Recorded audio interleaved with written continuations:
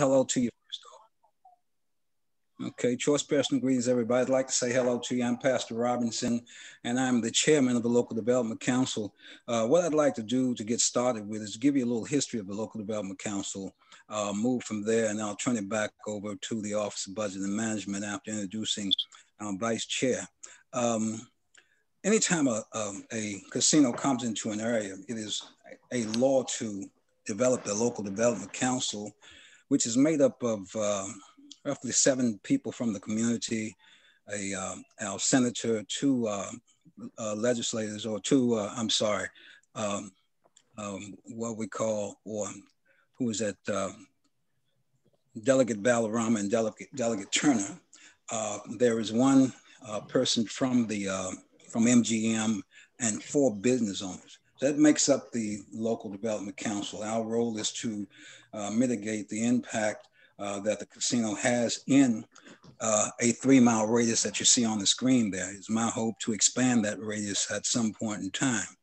Now, the money is coming out of the casino. There's something called hold harmless that we have, hold harmless, which is designed to protect other casinos in the area of the impact of a new casino opening. Hold harmless, we believe that should be grandfathered or sunsetted some kind of way to get rid of that. We believe that Anne Arundel County and Maryland Live are doing well since the opening of MGM. So we're trying to eliminate that hold harmless. The other money is 50% of the money goes to schools in the area. 40% goes to the 210 Indian Head Highway project that you see going on now. 17.5% goes to public safety. Another 14% goes to fire and EMS. And then there is $313,000 that goes to employee pre-G. We are looking to open an employment office in Tangier outlet. That project started in November of 2019. Of course, by March, we had COVID, and we expect that will be open depending on what COVID is doing. We expect that will be open sometime in the next month or 2. Then there is another $700 some odd thousand that goes to you guys. It's divvied up based upon different services that we're looking for in the area. So with that in mind, we're looking for involvement in those kind of areas that would deal with the focus and initiative would deal with transportation, help with childcare, food, nutrition, and those kind of things, and the other services. We have what we call is a needs assessment committee that is looking into dealing with churches and any other information we can find and what the actual needs are in the community. Now, once those needs are discovered, we will put those out and advertise. That does not eliminate the type of services you have. We are concerned that the services be done within inside of the 3-mile radius. Your nonprofit can be outside of the radius, but the services must be provided inside of the radius. Now, let me talk for just a second about the use of the money. I'm following a case right now of a nonprofit who was caught embezzling the monies it received. They've been charged with 3 different counts of embezzlement while out on pre-release, embezzling another $72,000. It is extremely important that you understand that the use of this money cannot be for anything outside of its intended purpose. If there's a reason that you have to use this money outside of its intended purpose, you absolutely must get permission from the Local Development Council. We have an oversight committee. Your reports are required at the 6-month mark and the 12-month report, but we have 12-month mark, but we have an oversight committee that will ask you for a report perhaps at the 3-month mark or earlier, just to see how the monies are being spent, may ask you for receipts and those kind of things. And it's imperative that you understand that these monies have to be used for the purpose that you have requested them for. Outside of that, you cannot do it Please don't do it. Better not do it. It'll be more than a spanking on your hand. So it's very, very important that we understand that, and please understand this, that the monies must be used inside of those purposes. So with that in mind, I'd like to introduce our Vice Chair, Mary Hopkins Navies. I'll ask her to just introduce herself, and then Ryan, and we'll turn it back over to you.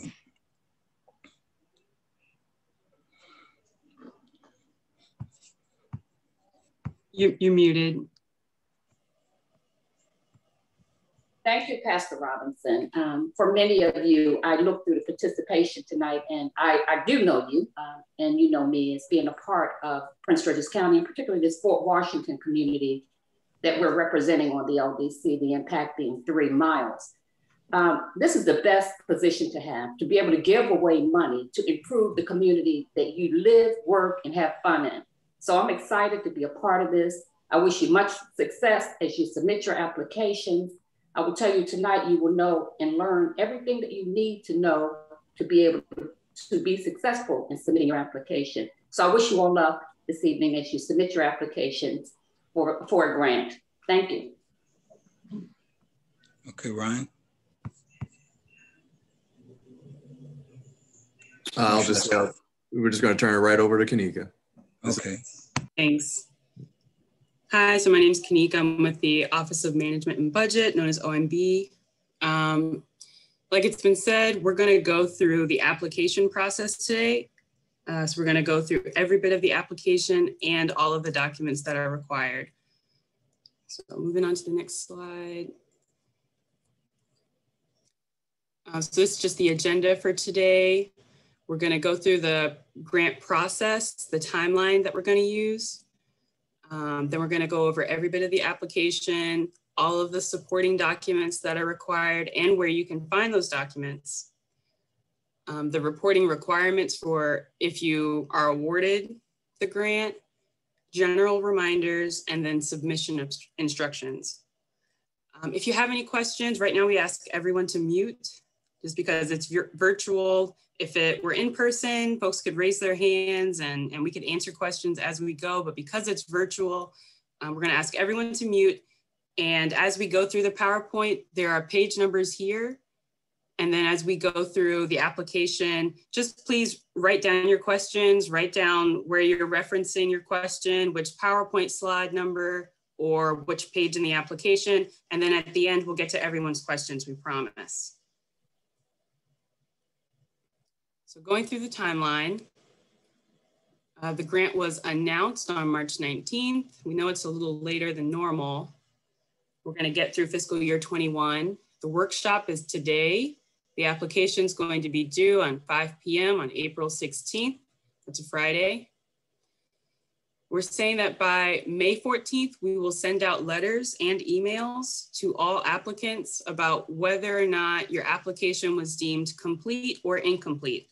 So it'll be complete if the application was filled out properly and all the required documents were given on the first submission, and it'll be incomplete if that was not done. If your application is considered incomplete, you will not necessarily, you will not be given a chance to submit documents that would fix what made it incomplete. First submission is what we're going by. And then the LDC will take a little over a month to look over all of the complete applications. And on their June 16th meeting, they'll have a public vote for which applications, which nonprofits will receive the award. And then you see the dates here are starred. These dates are tentative, but it will be around somewhere around that time. By the 25th, we're hoping to send emails and letters to applicants to let them know if they were awarded or not awarded for fiscal year 21. And then by June 30th, we hope to make the funds available. That doesn't mean necessarily that it'll hit your bank account on that day, but the funds will be available from the county. So we're gonna go over the application. So I'm going to bring up the actual application. I'm gonna show you where it's located. So right now we're on the county website. This is where you can find it. And if you just Google Prince George's County Local Development Council, you'll find a page like this. Scroll down. You're still sharing. You're still sharing the PowerPoint. It says FY 2021 Local Impact Grant Application. Thanks for letting me know. Let me share a different way.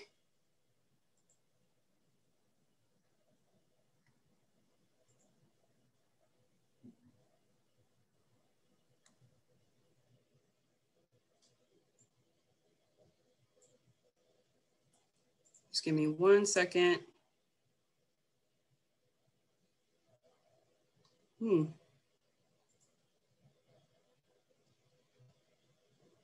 What do you guys see now?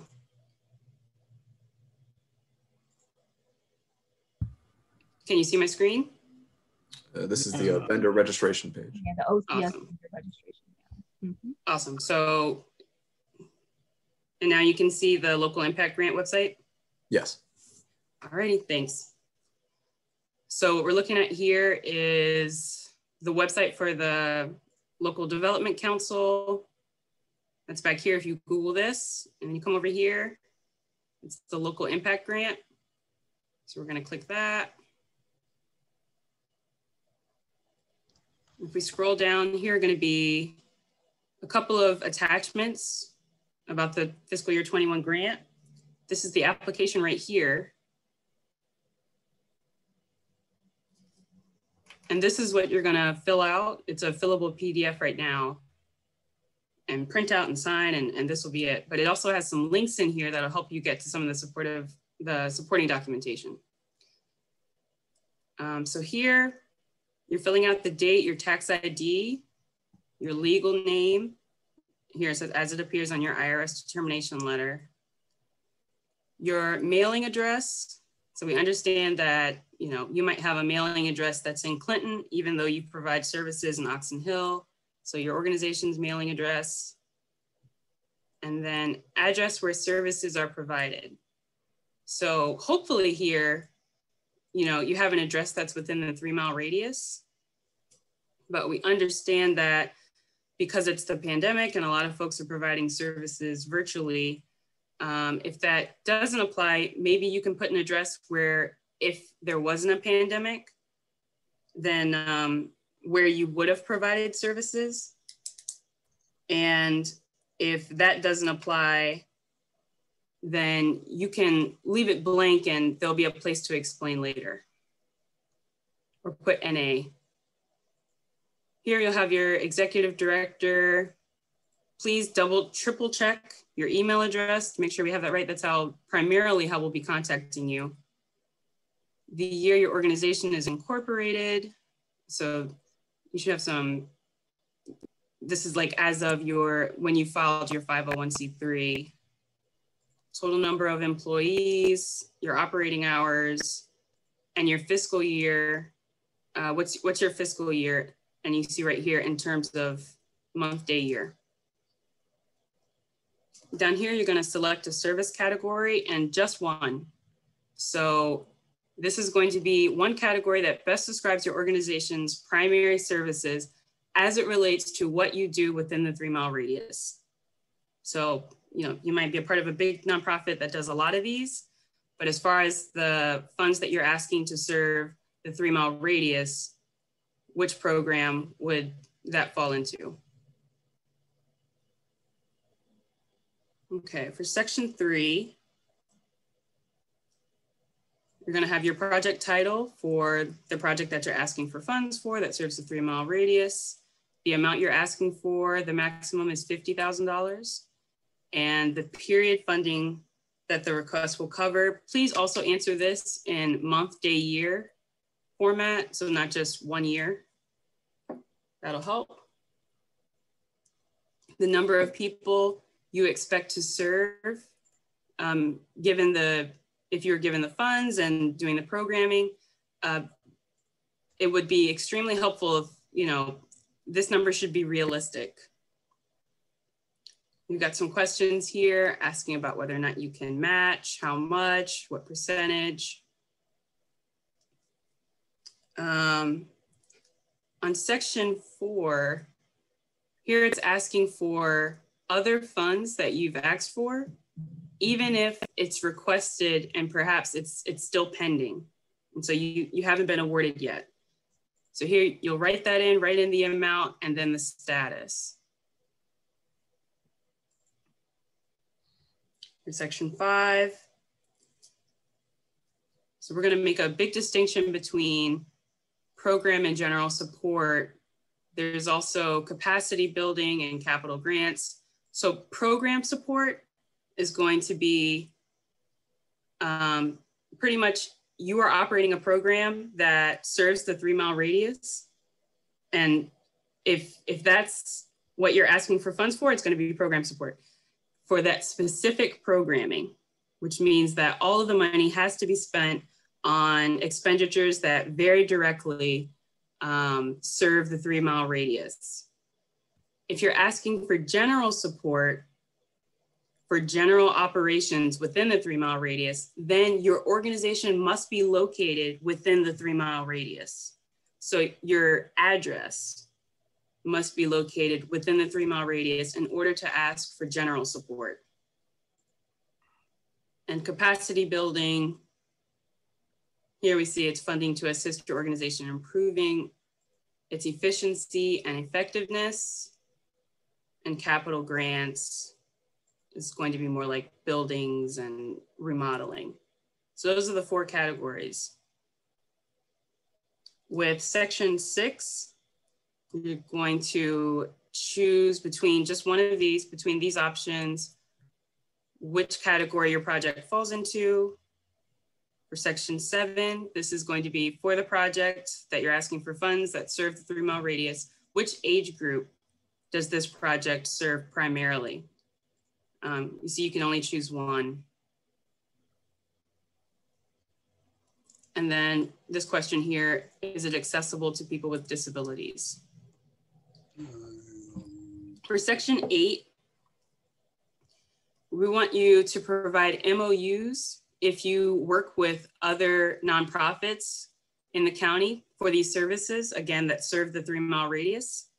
So we understand that you might have a partnership with another nonprofit in general, but here we're asking if it's within the 3-mile radius.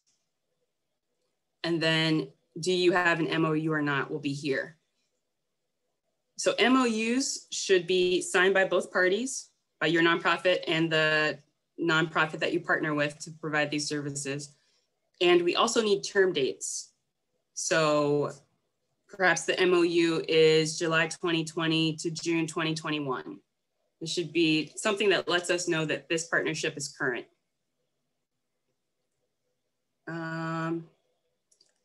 For section 9, are you using a fiscal sponsor to secure the grant? Yes or no?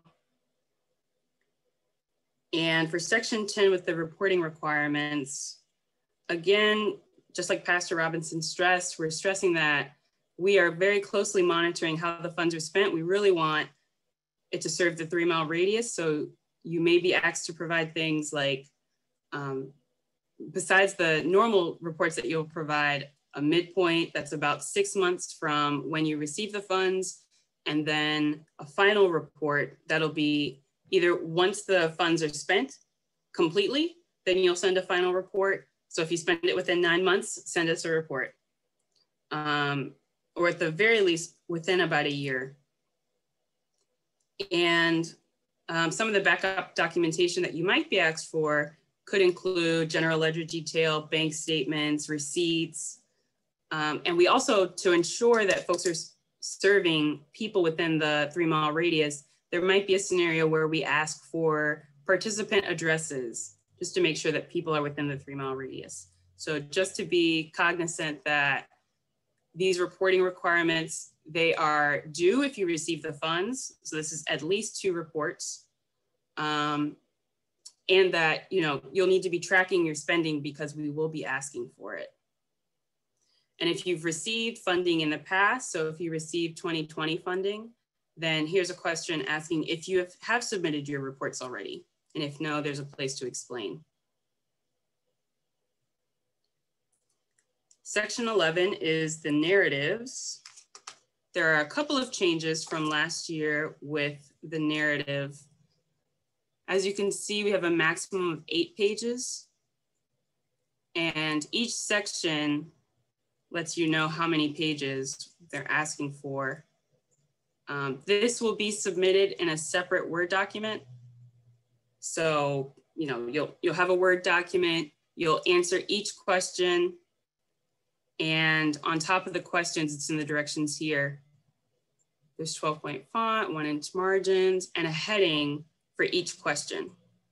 Executive summary, your answer. You don't need to duplicate the question in its entirety, just the heading. So executive summary, statement of problem, program description, just that, just so that we can be clear with what you're answering.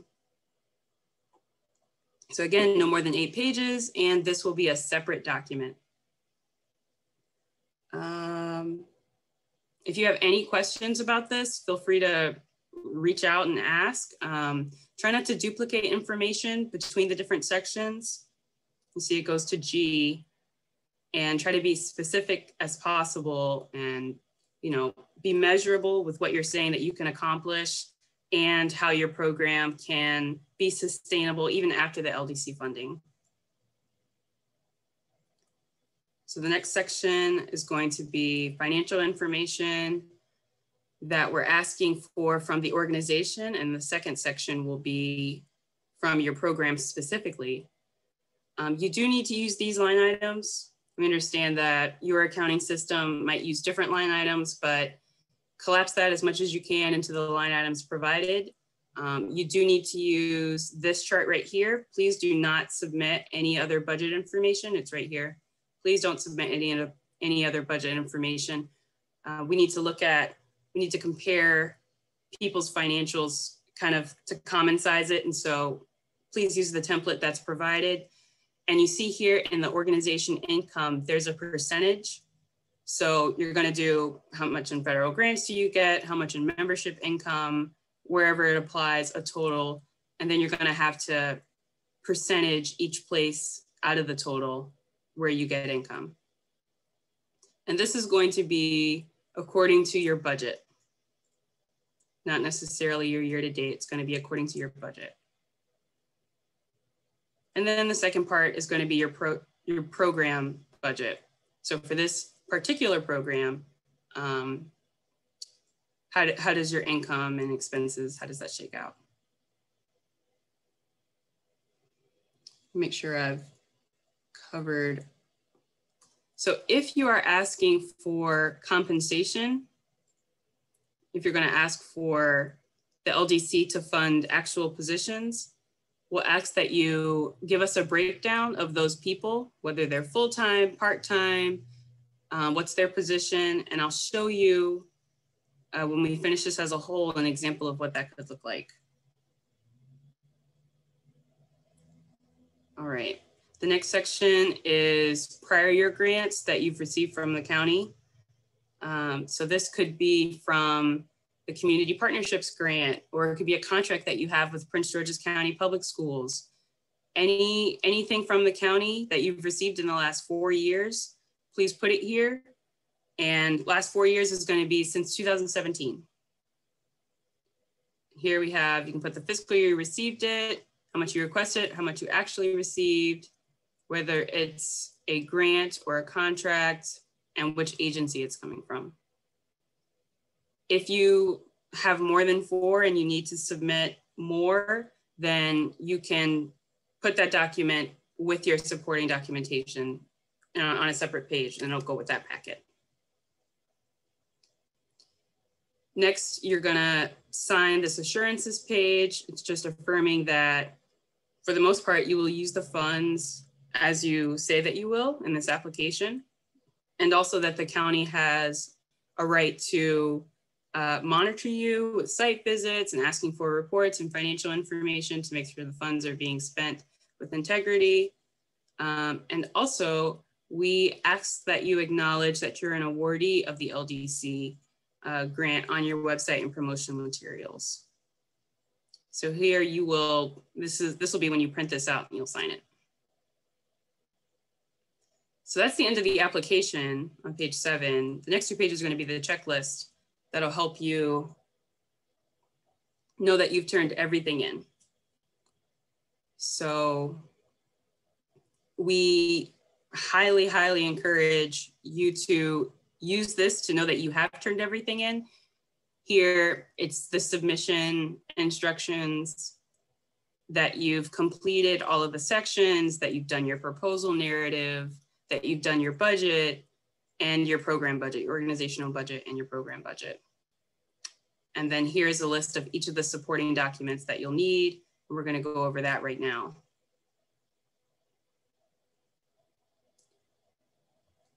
So I guess I'm going to try to bring this over. Please let me know if you see the PowerPoint. Can you guys see the PowerPoint? No, you have to unshare and then reshare the file. Okay.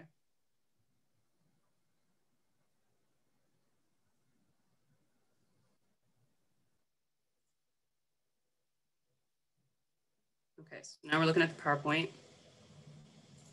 Yes.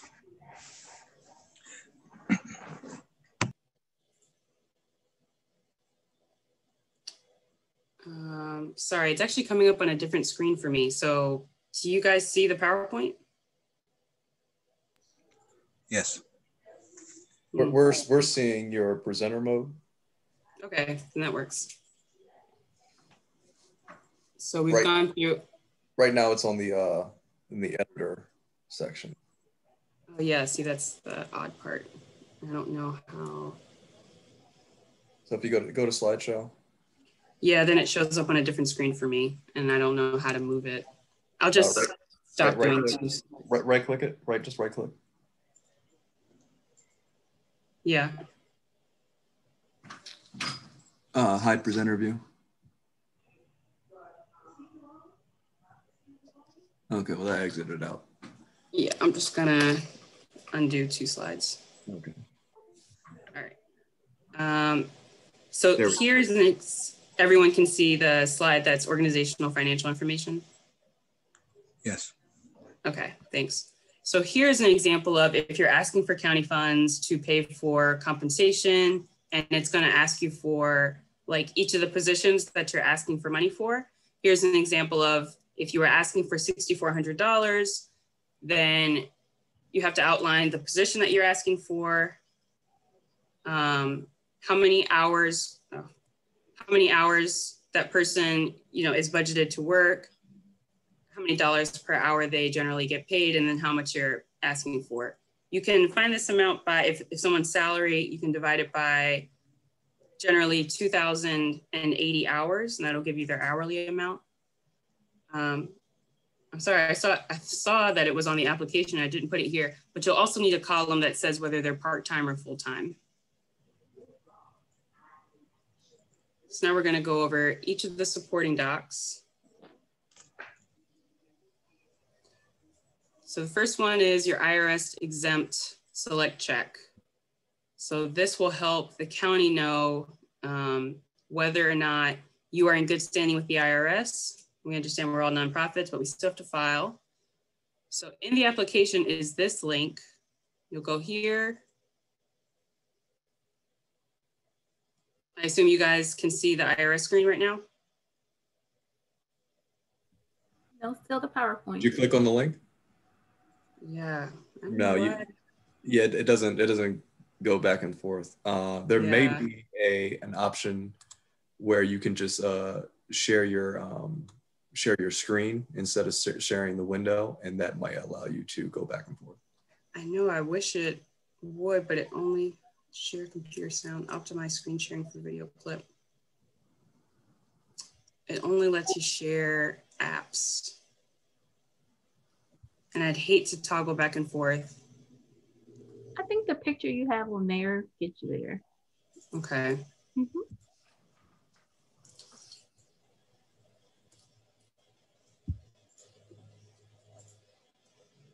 So everyone can, are we looking at the IRS select check in the PowerPoint right now? No, not yet. I guess I unshared.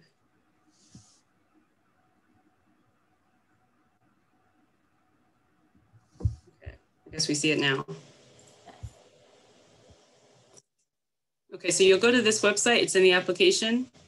And then you can find yourself, you can click this drop down that's in search by, and it'll allow you to search by either your organization name, which you can type in here, or you can search by your tax ID, which you'll put there. And then you can search, it'll bring up a list of, like, let's say you had a really common name, it'll bring up a list of organizations and you would click which one you are. And then once you get inside of that entry, you can print that page. And so it should show, you'll get inside of your nonprofit, your organization's entry, and it'll show the list of returns that you submitted to the IRS. So 2019, 2018, 2017. And so we just want to see that list. So you can print that piece of paper out or create a PDF out of it. And that's the documentation that you'll submit with your application. If you have any problems with it, as with all of these, then feel free to send us an email and we can walk you through it. But that's what we'll be looking for from here. The next one is your IRS tax determination letter. I think everyone's pretty familiar with this. This is where the IRS verifies that you're a 501c3. There's generally a date stamped on it. And this is what it looks like. So I know the IRS might send you tons of letters, but we don't need the one where the IRS gives you your tax ID number. We need the one where it verifies that you're a 501c3.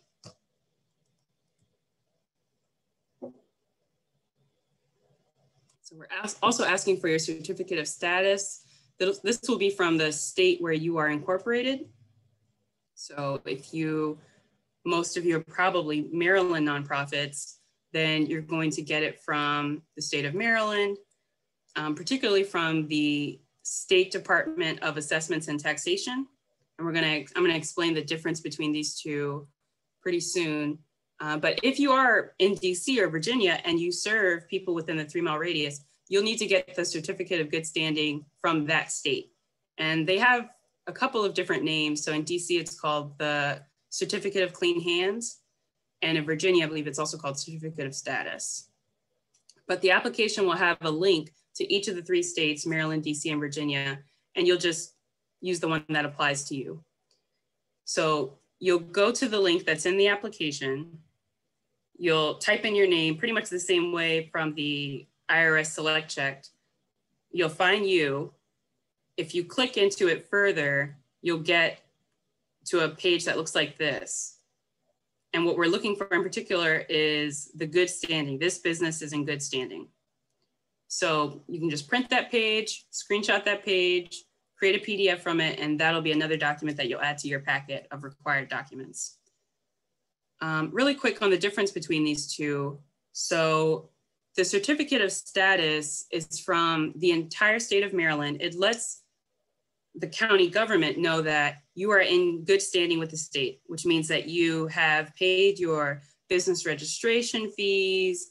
In particular, you've paid your property taxes. And it is kind of the umbrella organization that will capture that you're in good standing with the state and you're up to date with every regulatory assessment that the state has. The charitable registration is generally for nonprofits that want to solicit funds from, like if you want to do a fundraiser in the state of Maryland, you need to register as a charitable registration, as a charity, and you need to complete this. And this is under the Secretary of State. Now, if you were a nonprofit that existed solely on state or federal funds, government funds, you wouldn't need to register as a charity because the state is tracking this for people who are asking for money pretty much from private foundations and other individuals. This is what this registration is for. So the county will be looking at the certificate of status and we will not accept the registration as a charity. These are 2 different things and we will only accept the certificate of status. Again, if you have any questions about this as you're going through the process, feel free to reach out. We'll provide the contact information at the end and we'll be doing questions after this. So your financial statements. There's a lot of text here.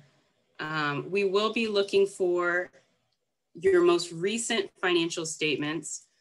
We definitely prefer audited financial statements, but we'll also accept anything that you've submitted to the IRS with Form 990. So that's going to be Form 990, 990EZ, or 990N. So even though everyone's a nonprofit with a 501c3, we know we still must report to the IRS. We do have here on the second bullet, we're giving you an idea of the timeline of when your submission to the IRS is due, given your fiscal year. So here we're just saying that whenever your fiscal year ends, your Form 990 is due to the IRS on the 15th day of the 5th month after your fiscal year ends. And here the example is, if you have a calendar year fiscal year, then your 990 is due to the IRS on May 15th.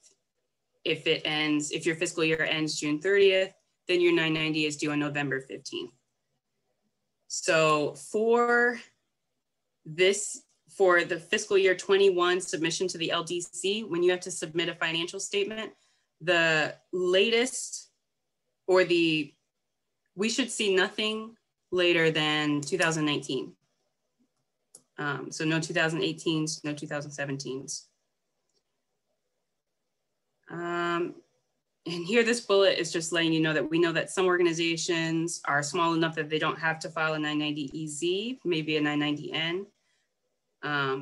We are still going to need that even if you just file a 990N, but every organization, and that's generally a submission called an e-postcard. That's if you make less than $50,000, you've brought in less than $50,000, then you can submit that. But we do need something that you are holding yourself accountable to the IRS. And this is also what applies that if you do not submit anything to the IRS, that's how you get your tax exempt status revoked and you end up on the IRS select checklist, which is what we checked. That was the first one we went through. So here we're asking for a letter of support from a community group somewhere within the 3-mile radius that can kind of like vouch for you that there's work to be done and that you can do the work. Here's a link, which we won't be able to open now because of the screen share problems, but if you go to this link, and we'll share this afterwards, you can type in an address to make sure that the organization that you're using is within the 3-mile radius, because it needs to be. You can type in an address and it'll pop up if it's within the 3-mile radius. If it's not within the 3-mile radius, then it will not pop up. And so this link is how you can check to make sure that your organization that you're using for your letter of support is within the 3-mile radius. And we'll make sure that that gets shared. Other supporting documents that you'll need. So we're looking for a copy of your mission statement on a separate page. So if it's on your website somewhere, just copy and paste it into a Word doc, and that'll be the document that you'll send to us. A list of your board of directors or trustees. A job description for each position you are requesting support. So again, if you're asking for compensation support, we'll need a job description for each of those. Your organization's written conflict of interest policy and procedures. The IRS Form W-9. It needs to be signed. It'll have your tax ID number on it. And that's going to be on the LDC website. We can show you later. And the Prince George's County ACH enrollment form. This is also on the website. It's called the Electric Funds Transfer. So you also need your SAP vendor number. That's from OMB. And if you haven't received county funds before, and so you don't have an SAP vendor number, you'll need to complete the vendor request form. And that link, if you need to get that, is in the application. It's actually, I think, the very last line. So those are all the documents that you'll need. Let me make a note that if you do submit this SAP vendor request form, here it is. If you submit it, then you'll get a thank you note at the end. And if you could just send this in. So you can screenshot it just like we do here and send this in with your supporting documentation. So next we want to go over the reporting requirements. So like we said before, once you receive the funds, a midpoint report will be due about 6 months after you've received the funds. And then a final report will be due when you've finished spending the funds, or at least about a year after you've originally received them. The specific due dates will be in the 2021 award letter. Those reports will have both a narrative and a financial section that you'll need to fill out. Just so everybody knows, if you received funding in 2020, your midpoint report was due last Friday. So please get that in as soon as possible. And you'll need to submit that before you submit your 2021 application. As you saw in the application, there was a section that asked if you had already turned that in. So that's a little reminder right there. Beginning in 2021, we also have a new reporting template, so that'll be provided so that you can fill that out. And just a reminder that according to the assurances that you sign in the application, at any point, the LDC reserves the right to programmatic evaluations, site monitoring visits, and general ledger detail or receipts, any sort of supporting documentation to just assess how the funds are being spent. We want to make sure that we're good stewards. More general reminders. Something that you can do tomorrow just to get you started is to send an email to this email to verify your SAP vendor registration number. That is an easy thing that you can do tomorrow just to get you started. You can send an email, put your organization's name, your legal name, kind of as it would appear on your W-9, and we'll send you an email back to verify what it is. Also, general dues, always follow the instructions. Everything in the application, we try to be as clear as possible. Be attentive to all formatting requirements, proofread, present realistic grant budgets, and address sustainability after the grant is over. So this is really important points when you go to do your narratives. And here's the email. We'll have that again at the end that you can send for any questions. And please do not wait until the last minute. Forget to include the required supporting documents. So use your checklist. Don't make any assumptions. Just feel free to send us an email and we'll get back to you with the answer. And don't copy anyone else's grant. That's cheating. So some quick submission instructions. This is also in the application. So we've tried to be very specific, but you'll send an email and we're asking for no more than 3 attachments. So everything's due by Friday, April 16th, 5 p.m. Your subject line, again, this is in the application, is going to be the fiscal year, PGC, LDC, the local impact grant, dash your nonprofit name, which here the example is nonprofit A. For the 3 attachments, the first is going to be your application that you either filled out online or you printed it and then wrote everything out. So that's 1 as a PDF. 2 is the supporting documents. So you saw we had probably 12 or 13 supporting documents at minimum that are requested. You'll put all of that into 1 PDF. So that might mean that you have a couple of things printed out and then you'll need to scan them to put them into 1 PDF. And then the 3rd attachment will be your narrative responses to the questions that are in the application. So just 3 attachments. We really don't want, someone sending 3 emails for 1 submission, and then we need to piece together all of the attachments and all of the emails to give us one submission. Okay, that's my presentation. Here's an email that you can send for any questions if you don't have a question right now or you forget. But that's my presentation for now. I guess we can go ahead and go into questions. I have a question. I'm representing Kim Van Klein. I'm on her team.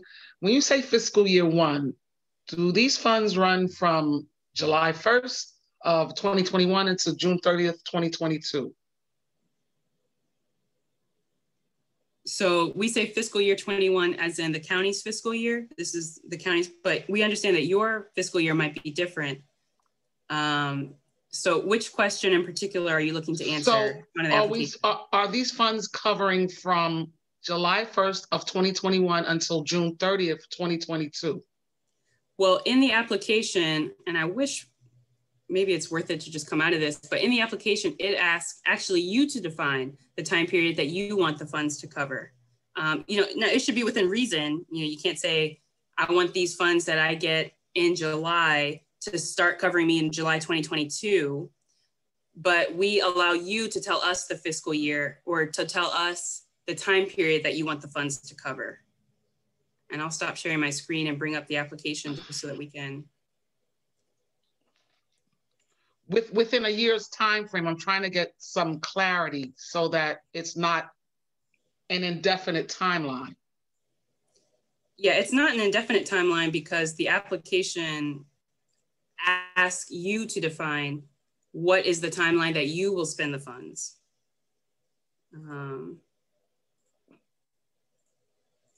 So here we're in the application. And in section 3, period funding request will cover. And then, you could put, maybe that your program really doesn't start until October. You could put October 2021 until September 2022. Understood. So it's really based on our programmatic timeline, not even necessarily fiscal. It's when we're running the programs or supportive service, whatever they may be. Right. And that timeline should be within reason. And so just to note, there is a place here that will ask you, your organization's fiscal year, but then we do ask for the program specifically that you're asking for these funds for, what's the timing that you expect, the funds will cover. Understood. Thank you. Yeah. Thank you. Also, my second question, when you talk about staffing, I don't see any opportunity for fringe rates. Are we supposed to include those as well? So let me go down to the budget section. Is there a line item for fringe? Or are we paying people flat rates? So that's going to be right here. It doesn't ask you for a percentage, but insurance benefits, other related taxes. Right. If you know what your fringe rate is, yeah, then you can just put that in right there. Okay, thank you. Sure. Thank you. Those are my questions. Thank you so much. Thanks.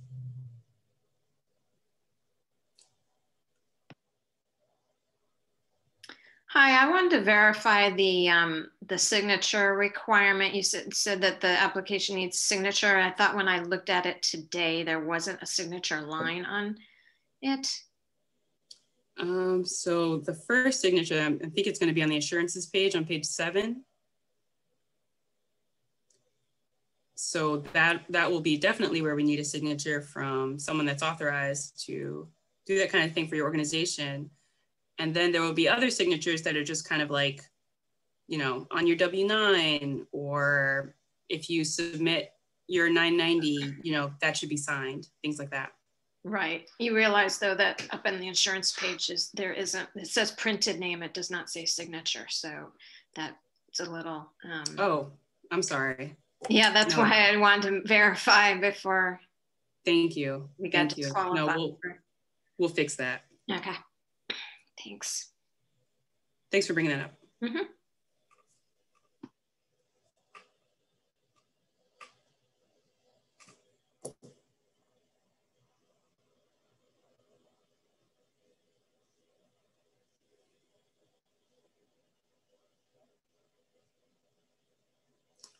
Did anyone else have a question? I have one more question. Supporting documents, it can be more than what the checklist says of the required supporting documents? What else are you thinking about you'd want to submit? I would like to possibly submit a timeline or a visual, and I don't want to say any more other than that. Sure. Of the program. I think that I would think that in your proposal narrative, it might take up too much space in the narrative. That's why I'm asking that question. Is it possible to have a supporting document? Unless someone else wants to chime in about that, I'm going to say I'll have to get back to you. All right. And anytime I say that we'll have to get back to you, we'll send it out to everyone that was on this call when we get Understood. the response. Thank you. Hi, I have a quick question. So you said that you're going to fix the signature portion of the application where we have to sign that. So now will we all get a new updated application sent out? It will be on the website. Okay. It'll be updated on the website.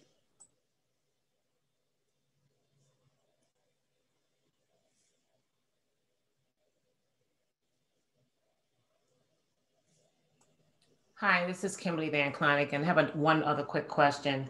Sure. Do we have to include, since we had COVID, is there anywhere in the narrative that we have to put like a COVID restriction or how we're going to run our programs, you know, despite what just happened with the pandemic? I don't think any of the questions specifically reference COVID, but I think it definitely helps, you know, if you can talk about how resilient your programming is and how it serves the times that we're in right now. Yeah, and because we want you to be as specific as possible about your current programming, if you're doing something different because of COVID, then that definitely, you definitely want to add that. Okay, great. Thank you. Mm-hmm.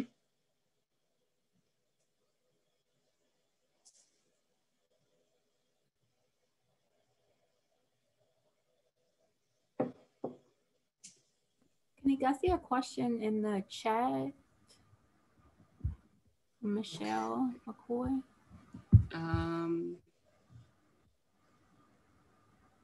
Would someone mind reading it to me? Because I don't. Yes, this is Michelle McCoy. I put, do you have to specify the dollar amount of the grant? I know earlier it was stated that the maximum amount of the grant is $50,000. I just want to make sure, do you have to, is there a, and then how many grants are going to be awarded? Right, so here in section 3, this is where you would specify exactly how much you're asking for. Okay. So you do have to do that part. And then we don't have a particular number. We have a pot of funds that we're looking to give out, and, you know, given what's requested and how much that is, that'll determine how many people are awarded, how many organizations. Thank you. Sure. But the maximum is $50,000 per grant. Thanks. Thank you. Up to 50,000. I also want to make sure we clarify it's up to 50,000, but that's not an unlimited number of $50,000 grants to give out. The pot of money is limited to $500,000 for this year. So.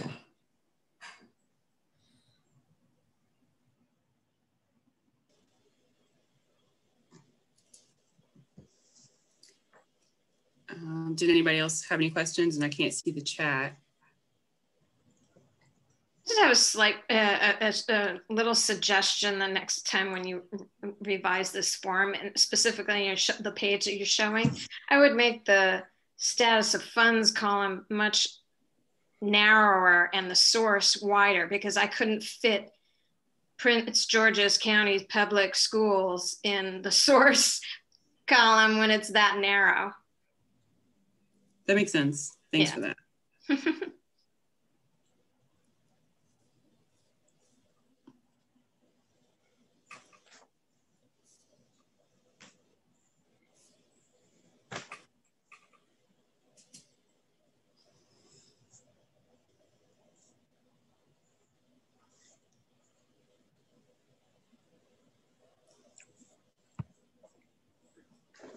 Any other questions? And of course, you know, if you can't think of one right now, but once you get started, you'll have one. Feel free to send us an email.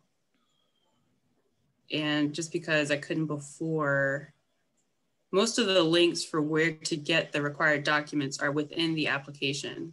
Here's each of the state letter of support where you can check to see if it's in the 3-mile radius. And if you don't have an SAP vendor number, here's the link where you can register for one.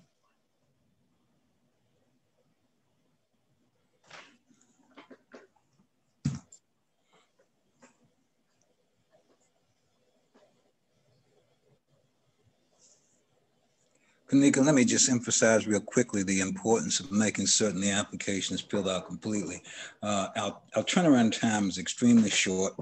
We don't have time to send things back to you, that type of thing. We need these applications filled out completely, because if they're not filled out completely, they will get kicked out of the process. So it's very important for you to understand that going into this.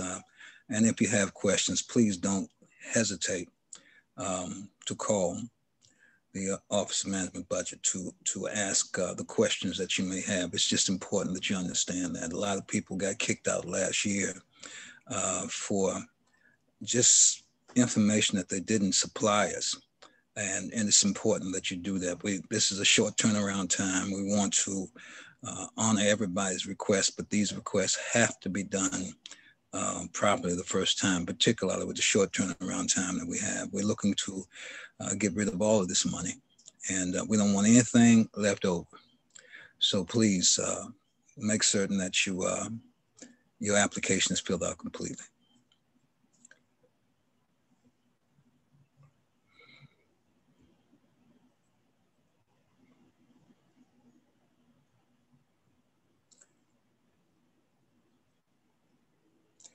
You see those kudos you just got in the comment section there, Ms. Kanika. I still think you deserve a raise. I wish I could see the comments, yeah. But not right now. Do we have any other questions at all? There was a question, but Pastor Robinson, there was a question with regards to, it's asking, does an organization need to be located in the 3-mile radius, or does it only need a letter from an organization in the 3-mile radius? No, your resident, your agent resident does not have to be in the 3-mile radius. The services have to be within the 3-mile radius. That's the only requirement. We need to make certain that the services are in the 3-mile radius. As was said earlier, we will ask you for information, addresses, those kind of things to prove that the services are inside the 3-mile radius. But no, your organization can be in Alaska as long as you provide the services inside of the 3-mile radius. Right, but to more directly answer the person's question as well, I do want to emphasize that the letter that you receive from an organization, it's basically like a sponsor letter. That organization will need to be within the 3-mile radius. Yes. So it's an either or as it pertains to your question. Mm-hmm. And just to piggyback on that, if you are not within the 3-mile radius, you by definition, when it comes to Section 5, will need to ask for program support, because you'll be operating a program that's within the 3-mile radius. So you will not be eligible to even request general support because you're not located within the 3-mile radius. I just saw in the chat box, thanks for the presentation tonight, but I only wish it wasn't at 6:30. I don't know, ma'am, I'm sorry, we can't do a lot about that. I can appreciate that, but this is the time frame that we have to work in. The budget and the whole process in the county exec's office is off and running. This is the only time we could really find to do this, and we'll be mindful of that in the future.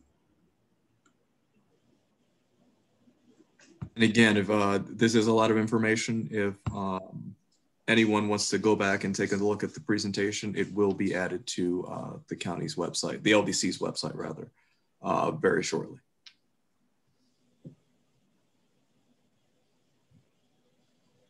Okay, someone's asking if the recording and the information will be available afterwards. Yes, it will be. Okay.